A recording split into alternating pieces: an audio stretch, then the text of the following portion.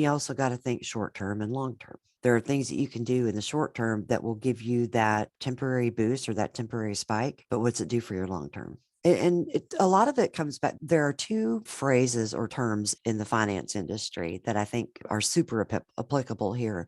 The first one is risk tolerance, which is how much risk that you as an author are comfortable taking on in your business. And the other one is risk capacity, which is this when you're looking at a project or building a possible revenue stream.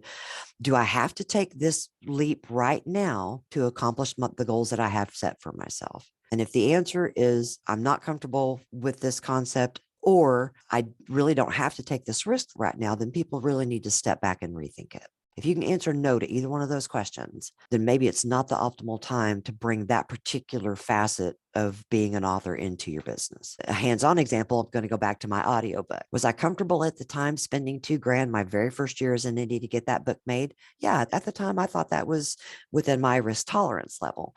Did I absolutely have to do that my first year? Absolutely not. I way overestimated my risk capacity.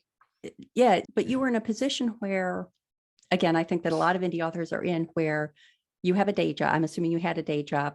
Oh, yeah. At the time you did that. So Oh, yeah. you had this money. And another episode that I think might be interesting for people to look at is Lessons from Filmmaking for the Indie Author with John Gaspard, which was episode 128. And he was talking about the fact that he's made a number of indie films and that it was always money. It didn't matter if he lost. Like, he was basically making the movies for the love of making movies.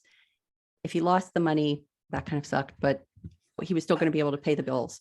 His friend had used his bass boat fund. Like, otherwise he'd buy a bass boat, but no, he was going to do an indie film anyway. So the calculation is also different if you have that money to play with. And if you lose it, you're kind of like, oh, that was an interesting experiment, versus you're paying the bills with it. Yeah. Similarly to, I'm going to take $100 out of my wallet and I'm going to go to the casino. If I'm going to be upset about losing that $100, I probably don't need to go to the casino. And it's the same mindset.